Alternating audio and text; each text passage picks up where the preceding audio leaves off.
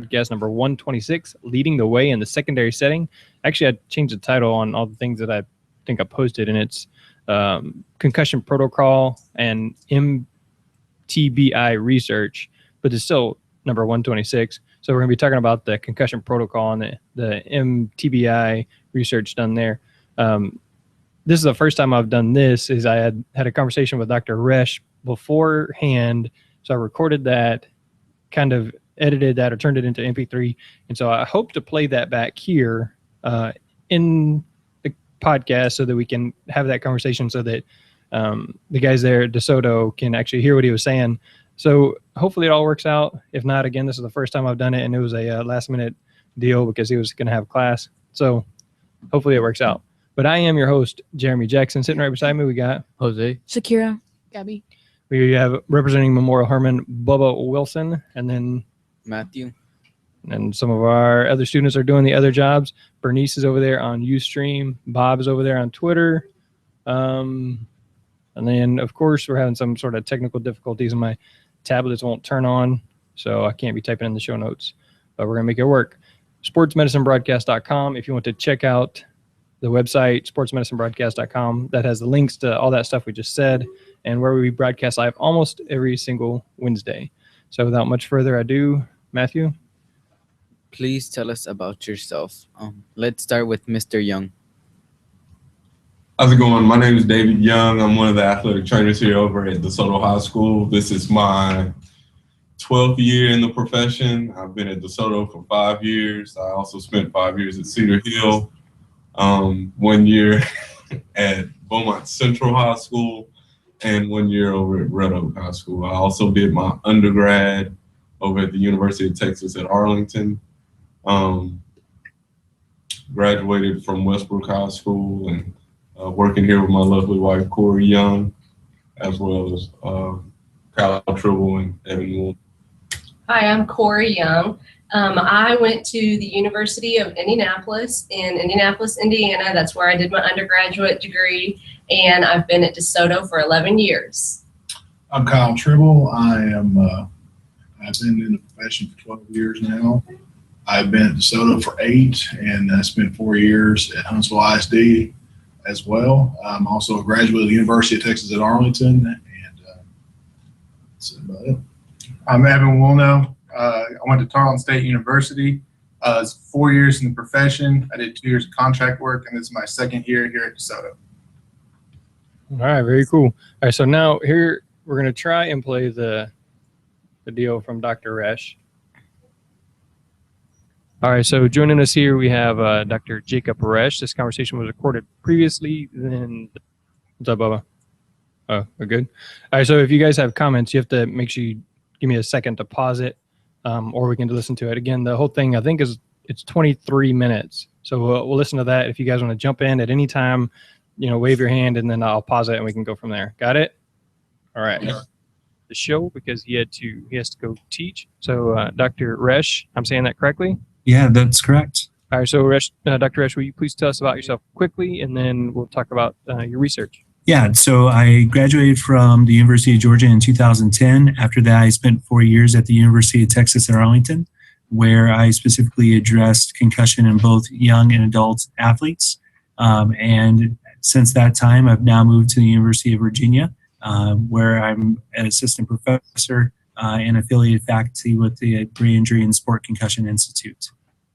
Okay, so tell us, how did you get connected with David? It was actually through the former sports medicine director at DeSoto High School, Scott Galloway, that really took a chance and allowed us to look at his athletes, or DeSoto High School's athletes, in terms of sport-related concussion. Upon Scott's leaving DeSoto High School to assume take another position, David is now the sports medicine director, and it really has been a wonderful ally in conducting this line of research. All right, so why don't you talk a little bit more about that research? Okay, so the initial study idea was to conduct a longitudinal, multidimensional and interdisciplinary study in collaboration with the University of Texas Southwestern Medical Center and Texas Health Resources, specifically the Ben Hogan Sports Medicine Center. And the idea was, let's look at neurocognitive, motor, balance measures, as well as self-reported symptoms, in addition to a medical history. And let's track these athletes over a long period of time. So not just do one season or 2 seasons, but continue the study, continue to collect data to see if changes occur following sport concussion. But also to look at natural maturation using these measures that we commonly use in athletic training. So initially we used the impact as a computerized neurocognitive measure. Then we switched to concussion vital signs while another school used the impact. And then we used the sensory organization test, sophisticated measure of balance, and then finally a self-reported symptom inventory taking into account both severity and duration of symptoms that athletes experience prior to and then throughout the recovery after being diagnosed with a sport concussion.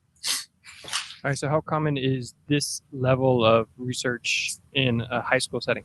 I think it's emerging, and I think that's really a wonderful sign of our profession, because part of a profession is increased scholarship amongst its membership. And with that said, high school athletic trainers are a unique advantage to a specific population. And in fact, that population is an excellent sample to study not only sport concussion, but musculoskeletal injury and so on. And I think that for concussion specifically, the models, the SLAM model, the sports as a laboratory model, where athletes are studied within their own environment, being the playing field, really lends itself to the athletic trainers' participation in really a high quality level of research, such as DeSoto High School's athletic trainers have participated in, and even smaller schools. Like the other school that was involved with this study was Pintico Christian Academy, which was our smaller school of around 200 athletes, where David and his staff manage around 2,300 athletes.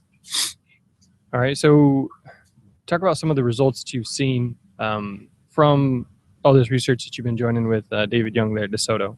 Okay, so we're still analyzing the results from our larger database. If you take into account that we had roughly 2,600 participants, and out of those 2,600 participants, we've had approximately 200 concussions, and we have 4 years of data. It takes a little while to make sure that data is entered correctly, make sure it's clean, so we're not having any errors that are associated with our data entry. So probably in the next month or so, we're going to sit down with our research team again. That would be with UT Southwestern and Texas Health Resources, Ben Hogan Sports Medicine Center, to say what studies do we want to start addressing. Because the first and foremost question we want to take a look at is for those that have been diagnosed with concussion as they've aged, Jeremy, how do they compare in terms of the computerized testing, the balance testing, compared to individuals that have.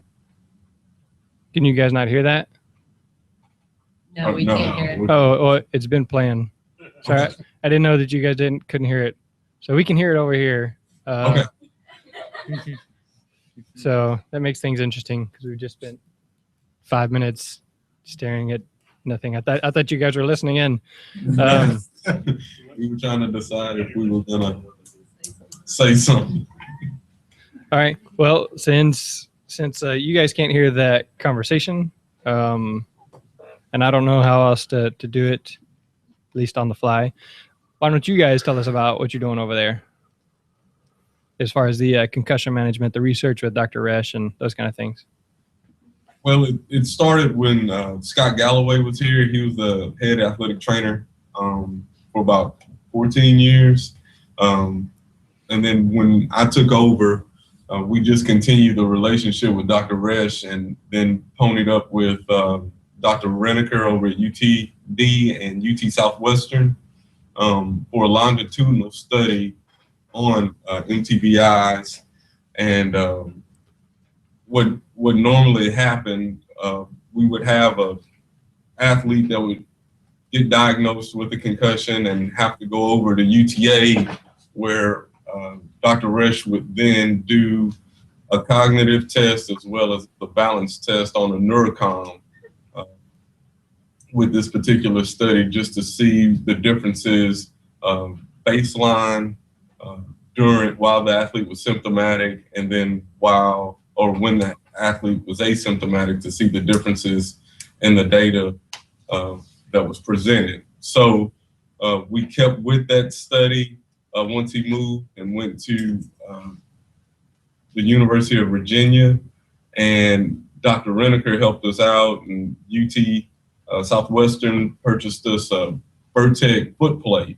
And so now we're able to cognitively test our athletes as well as balance test our athletes. We'll start the balance baselines here this spring. So as a relationship is just has been built up, we've been able to not only do the balance testing, but implement some other studies when it comes to testing kids, their pupils, and also testing rotationary force with our accelerometer chips. So you guys are incorporating balance testing pre-injury, post-injury into your protocol? Correct. How has that gone over with coaches who are not apt to embrace change? Well, I'd say honestly, they understand that what we're doing is for the betterment of the athlete. And I think the response is always going to have a good and a bad to it. But for the most part, I think they understand that what we're doing is trying to improve the quality of care for the athlete. And I think a lot of them actually embrace the idea that we're going above and beyond to do things that are going to give these kids a better chance for return to play without reoccurrence. So right now, so the impact test. No, y'all don't use impact, but cognitive testing is tied in with your balance testing, and so they in essence have to pass both of those to begin their return to play progression. Or how do y'all handle that aspect of it? Yes, sir. Well, I'll just start over. So we diagnose, say it's football season. Okay, we'll have an athlete and we diagnose them as having signs and symptoms of concussion. Okay, so the first thing we're going to do is we have a pocket scat that's on each one of our phones to where we can go ahead and see what symptoms they're having and have that documented right then. We'll then get them in the training room, give the parents a call, and kind of go over what's about to happen. We will also give them a sheet that has our guidelines on what to look for once they get home. We'll get their schedule, the athlete's schedule, and we'll send out an email to the coaches, the counselors, their teachers, and assistant principals on them possibly having a concussion, the things that they need to look out for when they're in the classroom setting. And then we also give them some guidelines and we give them a list of academic accommodations, just to help them out with the recovery process. We try and tell the parent that they need to take up their cell phones, try and tell the parent about high action movies, anything that's going to send a lot of stimulus to the brain we want to shy away from. So once we do that and get everything situated with the parent, they know what's going on, they will come in and they'll do their post-injury concussion vital signs test on the computer, as well as the balance test on the Vertec plate.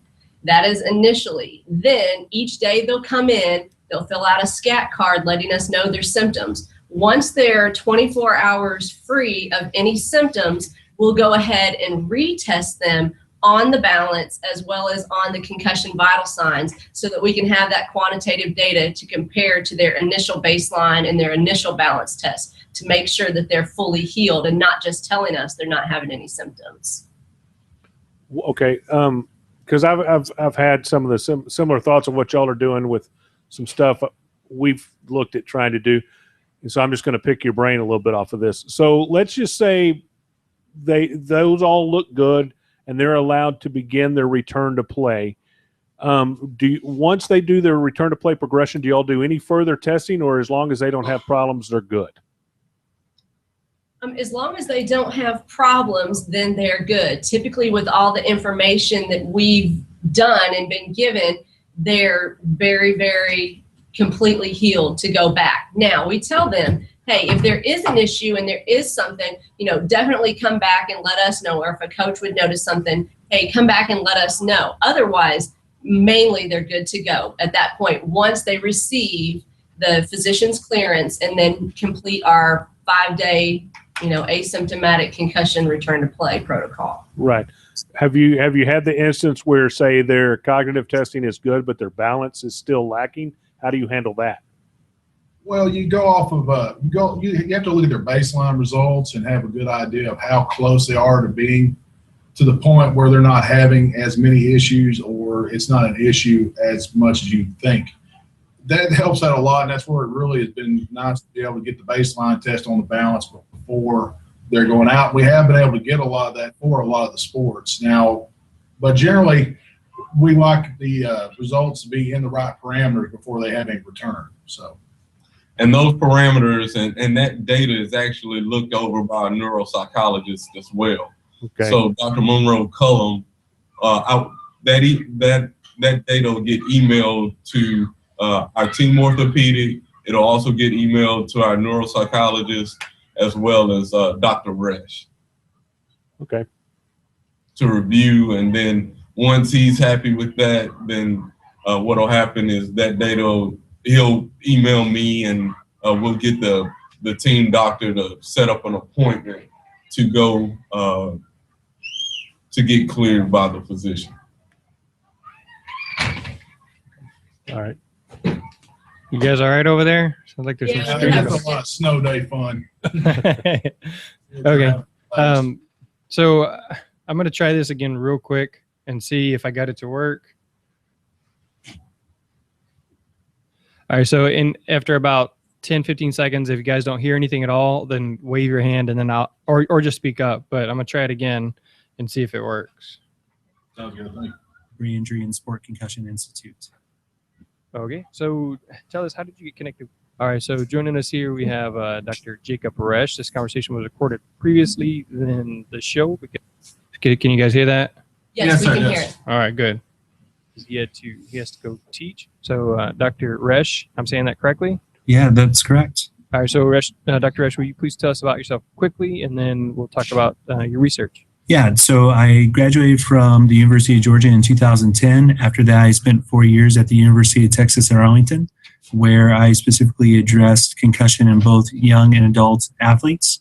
And since that time, I've now moved to the University of Virginia, where I'm an assistant professor and affiliated faculty with the Brain Injury and Sport Concussion Institute. Okay, so tell us, how did you get connected with David? It was actually through the former sports medicine director at DeSoto High School, Scott Galloway, that really took a chance and allowed us to look at his athletes, or DeSoto High School's athletes, in terms of sport-related concussion. Upon Scott's leaving DeSoto High School to assume take another position, David is now the sports medicine director, and he really has been a wonderful ally in conducting this line of research. All right, so why don't you talk a little bit more about that research? Okay, so the initial study idea was to conduct a longitudinal, multidimensional and interdisciplinary study in collaboration with the University of Texas Southwestern Medical Center and Texas Health Resources, specifically the Ben Hogan Sports Medicine Center. And the idea was, let's look at neurocognitive, motor, balance measures, as well as self-reported symptoms, in addition to a medical history, and let's track these athletes over a long period of time. So not just do 1 season or 2 seasons, but continue the study, continue to collect data to see if changes occur following sport concussion, but also to look at natural maturation using these measures that we commonly use in athletic training. So initially we used the impact as a computerized neurocognitive measure. Then we switched to concussion vital signs, while another school used the impact. And then we used the sensory organization test, sophisticated measure of balance. And then finally a self-reported symptom inventory, taking into account both severity and duration of symptoms that athletes experience prior to and then throughout the recovery after being diagnosed with a sport concussion. All right, so how common is this level of research in a high school setting? I think it's emerging, and I think that's really a wonderful sign of our profession, because part of a profession is increased scholarship amongst its membership. And with that said, high school athletic trainers are a unique advantage to a specific population. And in fact, that population is an excellent sample to study not only sport concussion, but musculoskeletal injury and so on. And I think that for concussion specifically, the models, the SLAM model, the sports as a laboratory model, where athletes are studied within their own environment, being the playing field, really lends itself to the athletic trainers' participation in really a high quality level of research, such as DeSoto High School's athletic trainers that participated in, and even smaller schools. Like the other school that was involved with this study was Pentigo Christian Academy, which was our smaller school of around 200 athletes, where David and his staff manage around 2,300 athletes. All right. So talk about some of the results that you've seen from all this research that you've been joining with David Young there at DeSoto. Okay. So we're still analyzing the results from our larger database. If you take into account that we had roughly 2,600 participants, and out of those 2,600 participants, we've had approximately 200 concussions, and we have 4 years of data. It takes a little while to make sure that data is entered correctly, make sure it's clean, so we're not having any errors that are associated with our data entry. So probably in the next month or so, we're going to sit down with our research team again. That would be with UT Southwestern and Texas Health Resources, Ben Hogan Sports Medicine Center, to say what studies do we want to start addressing. Because the first and foremost question we want to take a look at is, for those that have been diagnosed with a concussion as they've aged, how do they compare in terms of the computerized testing, the balance testing, compared to individuals that have not had a concussion? And then there are other issues that exist with this form of testing, such as how does maturation affect performance? So we're doing research with both the individuals that had a concussion, but also those individuals that were healthy throughout the 4-year period. All right, so I may have missed it earlier, but how long is you said you're going to do it over time. So how long is the time period or the time frame that y'all are doing the research? So we actually concluded the longitudinal study in 2014 with my departure from UT Arlington. So that database is actually capped. So we have several other studies that David's assisting us with. But for the longitudinal study that we're very excited about the results that David and his staff, as well as the staff at Pentigo Christian Academy, were pivotal in performing. That data is a 4-year database. So basically the entry of an 8th grader into high school until their graduation. So 8th grader to graduation. All right. So we kind of skipped over the actual process. I know David, I'm sure he'll talk about it some in the podcast, but can you talk about the process? He said they're one of the only schools using a computerized balance scoring system. Can you talk about that? Yeah, so one of the tools that we have at a university or in a clinic level is the Neurocom Smart Balance Master. And the Smart Balance Master is valued somewhere around $100,000. So it's considered the gold standard of the balance assessment, and it's just not available to all clinicians. It's a great tool, but it's neither time nor cost effective. So we actually had 2 of those units at the University of Texas at Arlington, and we were able to provide that instrumentation to help assess athletes following the injury, following a concussion for DeSoto and Pentigo Christian Academy. So we were able to add another tool to DeSoto's toolbox in concussion management. In addition to that, computerized testing in the form of impact and then concussion vital signs, it's very prevalent at all levels of sport, high school, collegiate, professional. We assisted in the administration of that form of testing, and then again assessed symptoms and a medical history. So what would happen is David and his staff, as well as the research team faculty, would assist with baseline testing.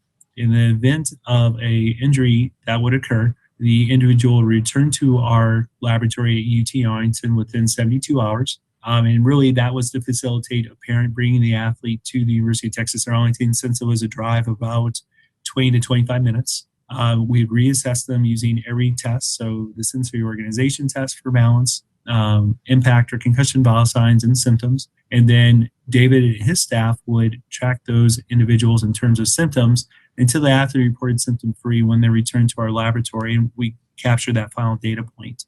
And with that final data point, we did not interpret the data per se, but we did allow David and his medical team ability to look at that data and use what they would normally use it for their clinical interpretation.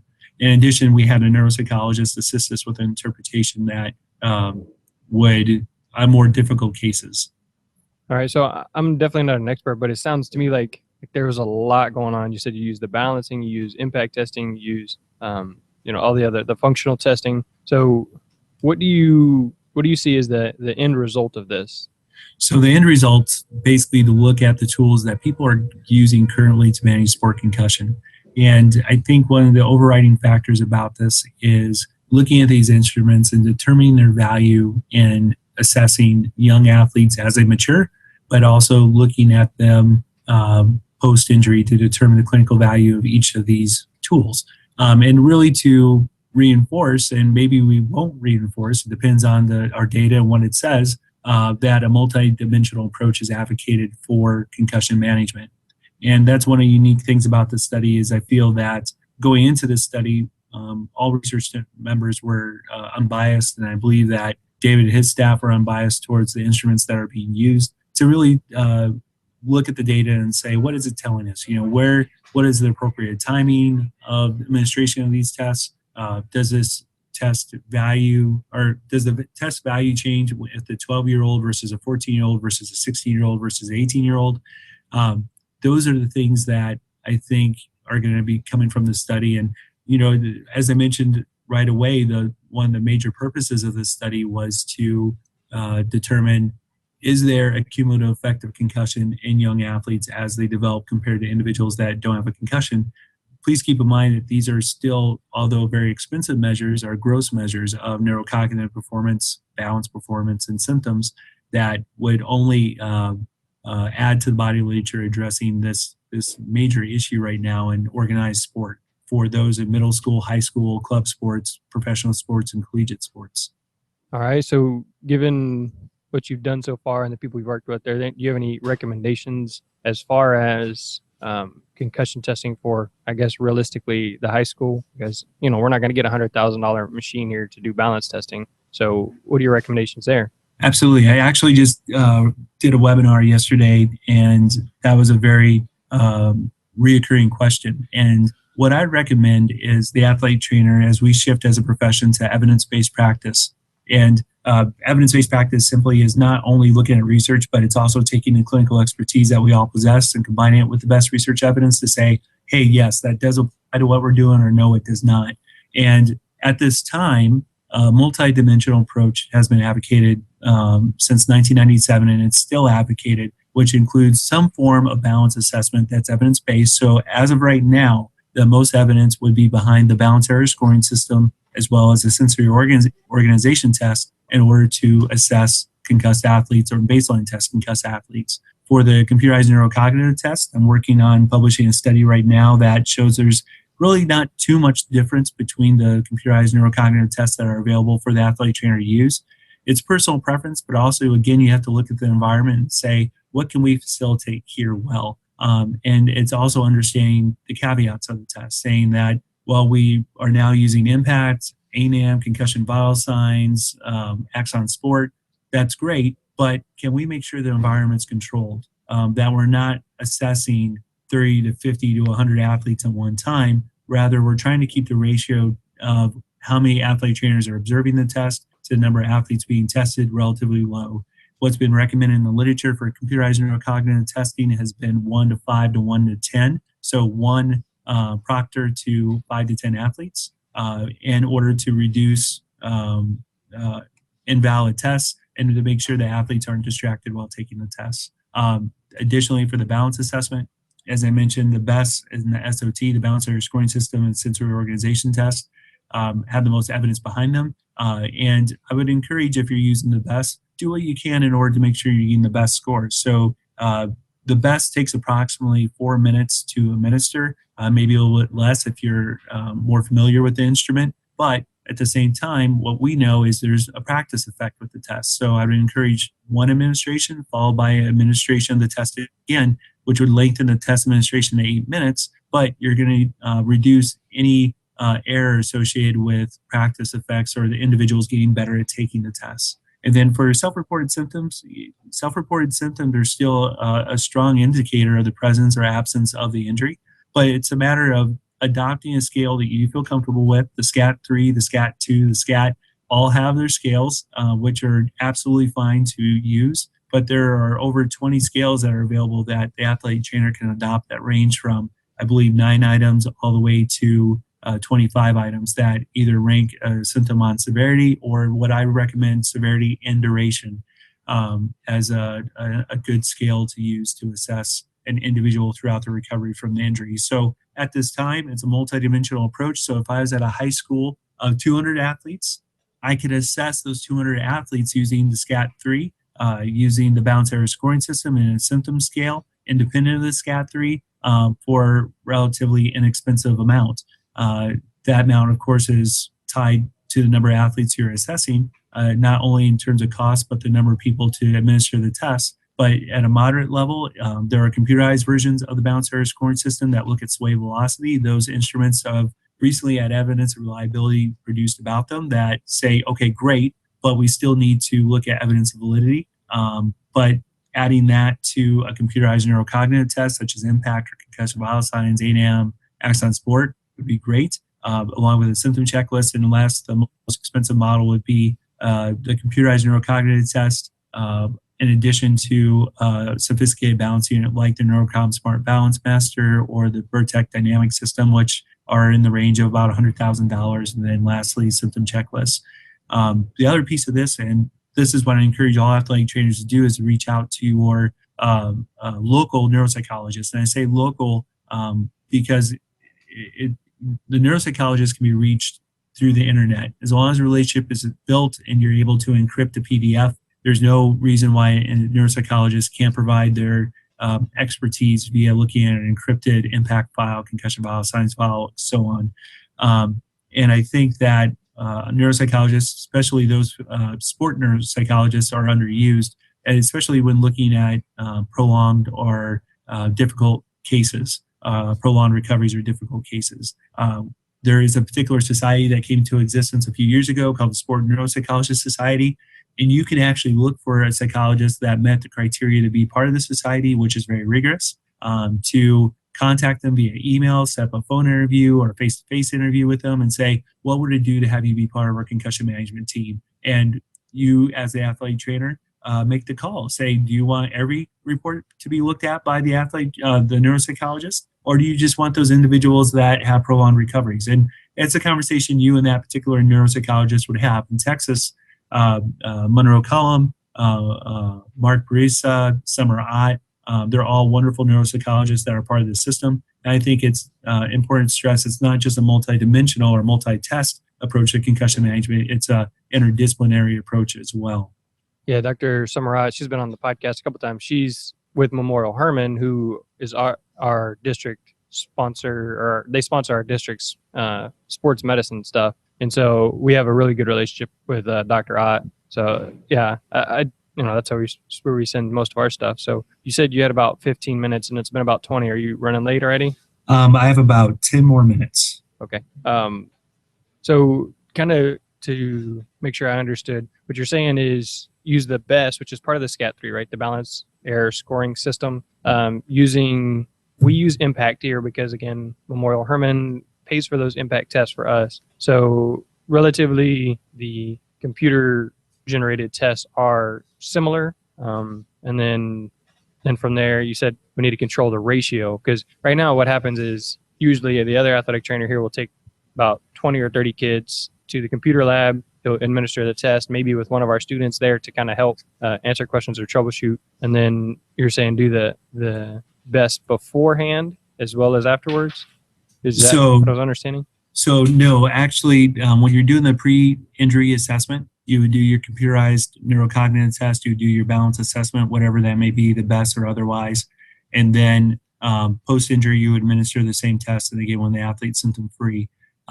So when you're doing to address your question about the ratio of proctors to individuals completing the computerized neurocognitive test, athletic trainers have a lot of athletes to baseline tests. So if you can control that ratio, wonderful. But I also realize that human resources are also limited.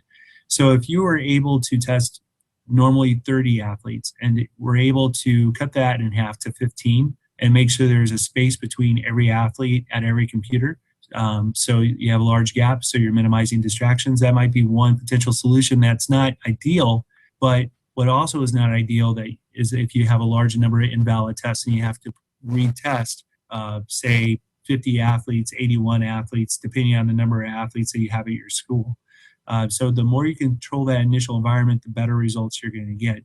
The other thing that I would encourage individuals to look at is the conclusion of the computerized neurocognitive test. You get your printed baseline report.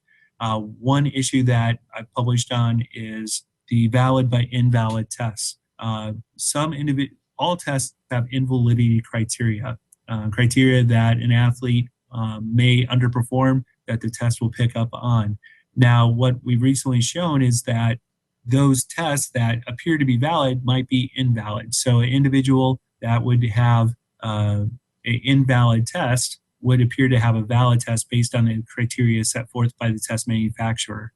So if you pull up the individual's PDF, or every individual that you baseline test, their PDF, and they score below certain percentile compared to normative values, whether that be the 16th percentile, the 25th percentile, that'll also be an indicator of the validity of the test. That would encourage athletic trainers to not only rely on the invalidity criteria that's built into the program or automated within the program, but take the time to look at individual files to say, should we reassess this athlete or not, depending on the values that they achieved on that particular test. All right. So then now moving on from here, where are you going forward? Like, what is the next step for you? What is the next thing you're working on? So I think the base of my research has looked at the measurement properties of computerized neurocognitive tests, but also balance measures in terms of adult and young athletes.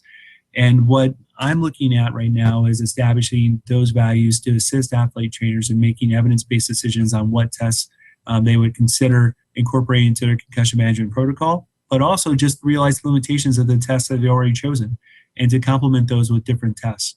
And I think that a product of my current research protocol or research studies is allowing athlete trainers to ask the right questions when incorporating various new measures that are available for concussion management and asking the right questions. So when we go to the NATA's annual clinical symposia and AT Expo to ask, okay, before I purchase this product for my school, what's the evidence of reliability? What's the evidence of validity? And if there is no evidence, or if it's not published, I would encourage that athlete trainer to say, we're going to hold off on making this purchase until we see evidence to support its use in our concussion management protocol. I would say if I've achieved this thus far with my research, I think I'm hopefully helping our profession and assisting athletic trainers in better caring for athletes. Now, where we're going from here is the computerized neurocognitive tests, the balance measures that are out there, symptom measures, they're the best of what we have right now. And I think that's important to understand, especially when looking at a multidimensional approach to concussion management.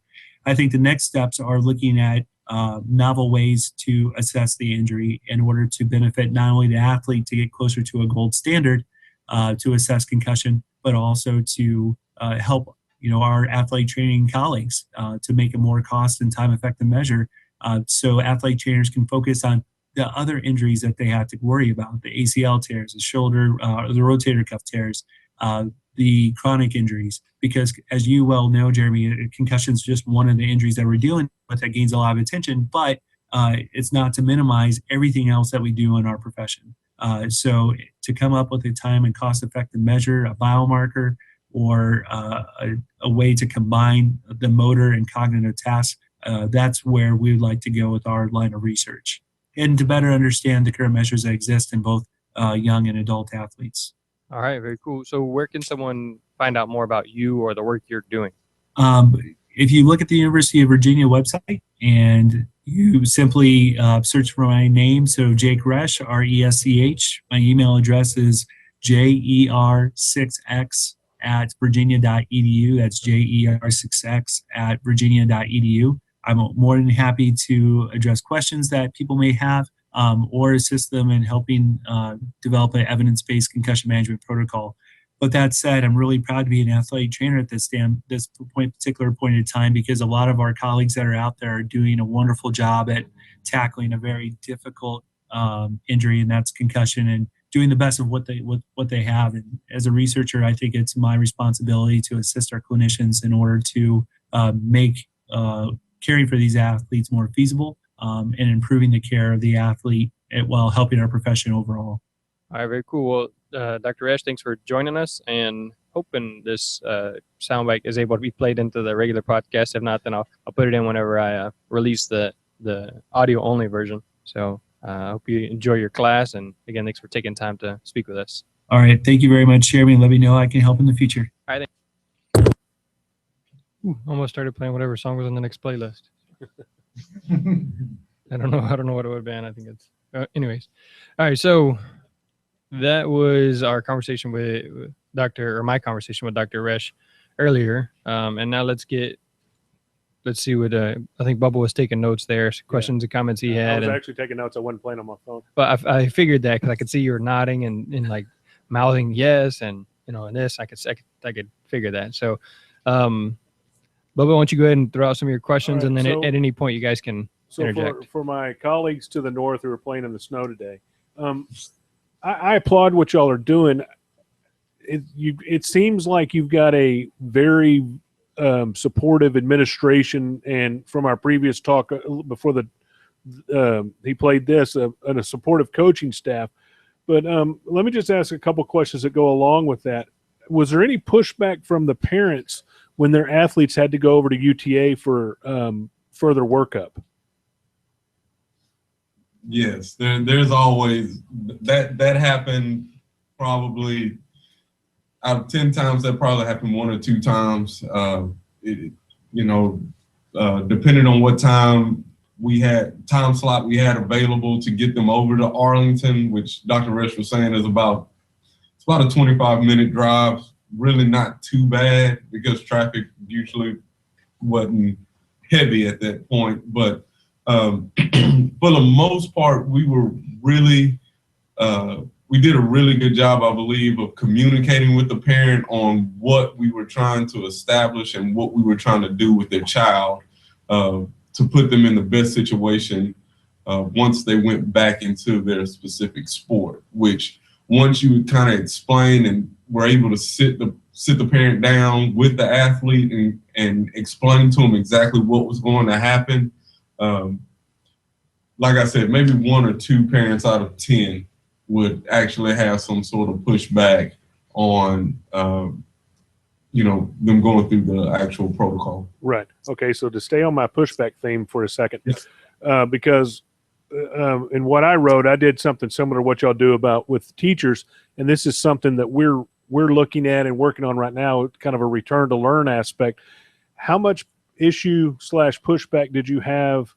Were there with teachers? And I don't know how much you got involved with this, but with teachers as far as trying to accommodate these athletes academically before they could get over and get evaluated and have further information given back to the teachers.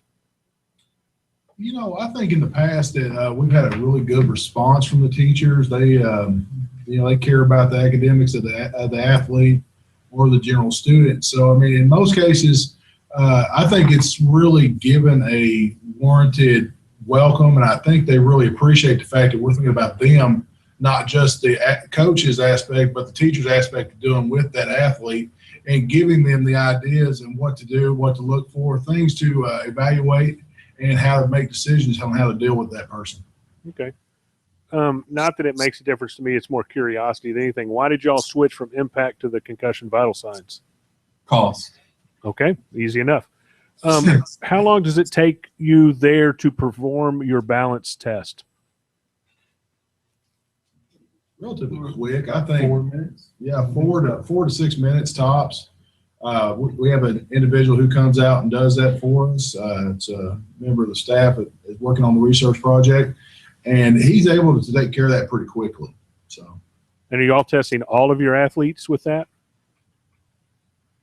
This year, we just picked specific sports that we were able to get before their season started. So we didn't get all of the sports done, but we did get a handful: soccer, softball, women's basketball. I know we did the initial balance baseline with them, but we were not able this year, just getting the plate, to get everyone done. So hopefully that's the expectation, or what's going to happen for next year, is to be able to get everyone done.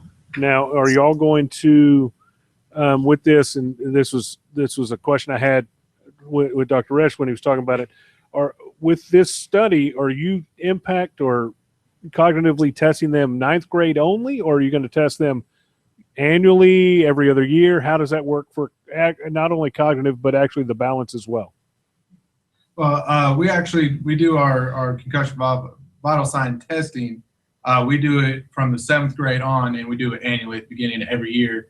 It's part of our physical packet. Everybody has to turn their physical in, and then also before they're allowed to play sports, they have to take their concussion vital signs test as part of that program. Okay. What about on the balance side? What are y'all going to do there?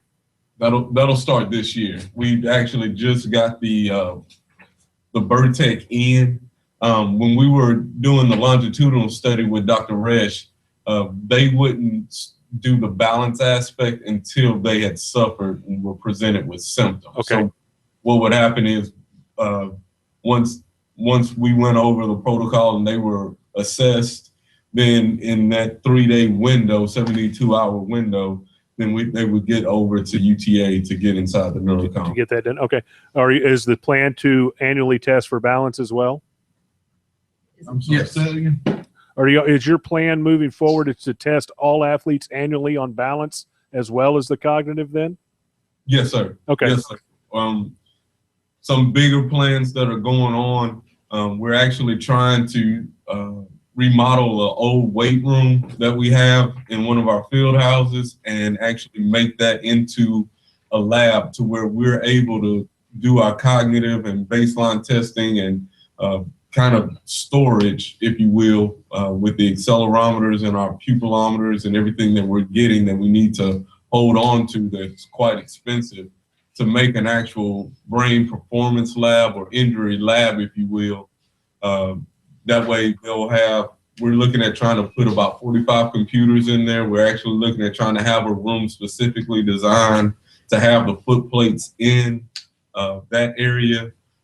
And have an office for our grad assistant who's helping out with facilitating that protocol. Okay, that's cool. Yes, sir. Yeah. So obviously, if you've seen any of the pictures of your facility and all that, your administration is supportive and proactive. So that's a good thing that they're going to potentially allow you to have that as well.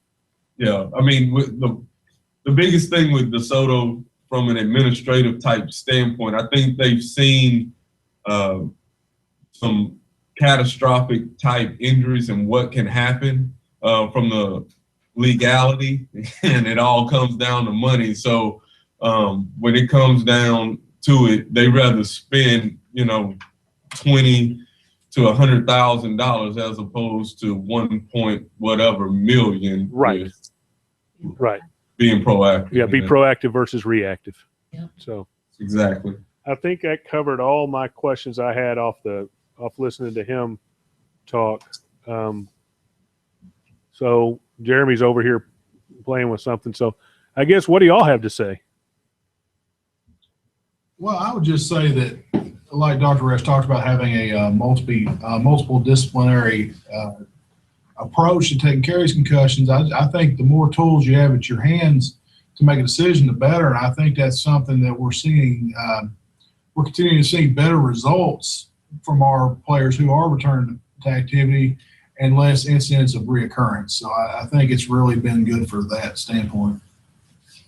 Yeah, and from another standpoint, my biggest concern when I first started off as an athletic trainer, and really something that concerns me today, is when an athlete presents itself as a concussion or a head trauma, what was too soon to put that athlete back in.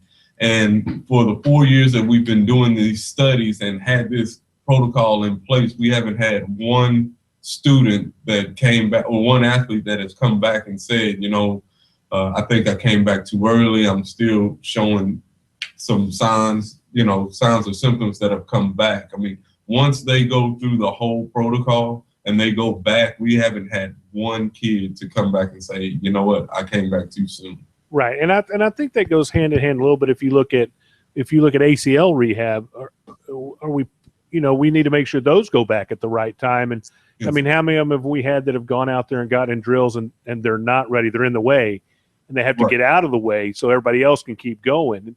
And this is just, I'm much older than all of y'all, and how we handle it when I first got is we won't even talk about on the air, to what we do now. And I think, change is good. Right, definitely so. And with that being said, though, change is good. Medically, we've gotten better. If we go at it just for a second, ACLs used to never come back. Then they came back in 2 years, and then they came back in a year, and now it's under a year. And I think the argument with coaches is if we can't change medically, then those guys get to give up huddle. They got to go back to reel film to watch on the weekends. And some of the things they do football-wise or basketball-wise or whatever didn't exist back in the day. And so we've got to keep advancing. You become stagnant if you don't continue to improve how you're doing things. So Right. that definitely is something about a profession that I think is really beneficial. Without a doubt. So what other reactions or responses do you guys have to the conversation with Dr. Resh? Did y'all take notes like Bubba did? No, but I think it was a great point that he stated about trying to find a neuropsychologist to work with.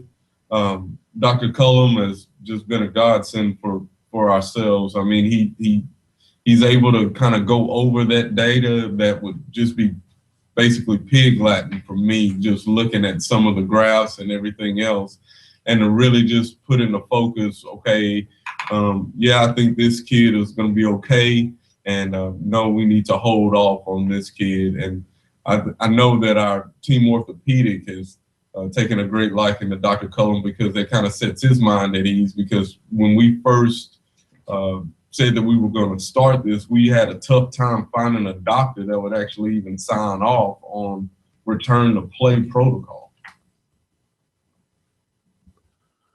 I think the other, probably where the neuropsychologist is underutilized is on these prolonged recoveries. I think some of the doctors sit on them too long before they refer them.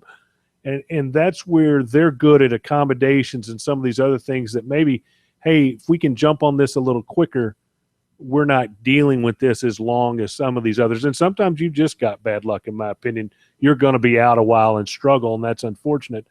But, the education comes from many angles to many people, and it's educating, as we all know in this profession, certain other physicians to understand what we're dealing with on a daily basis and what's the best way to move forward with that individual.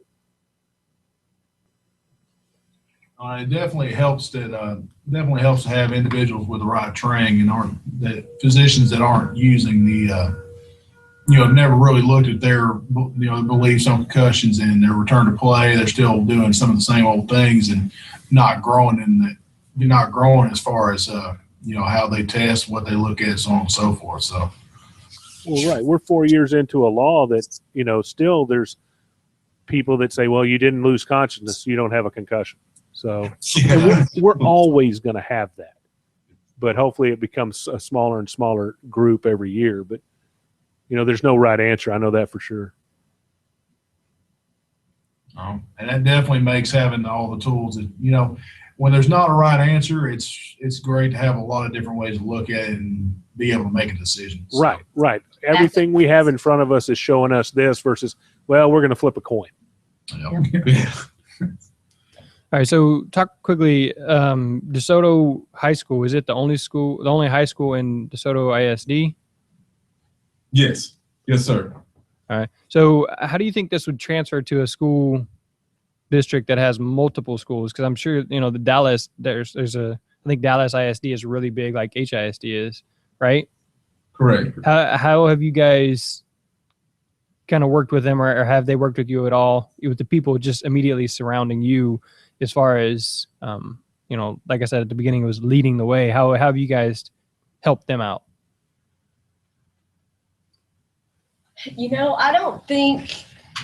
I don't know that it's so much as helping out. A lot of times in our profession, people think that, hey, we're just too busy. We're doing all of these other things. And the fact that we've taken the time to do these studies and things, no one that I've seen has came to us and said, hey, why are you guys doing what you're doing?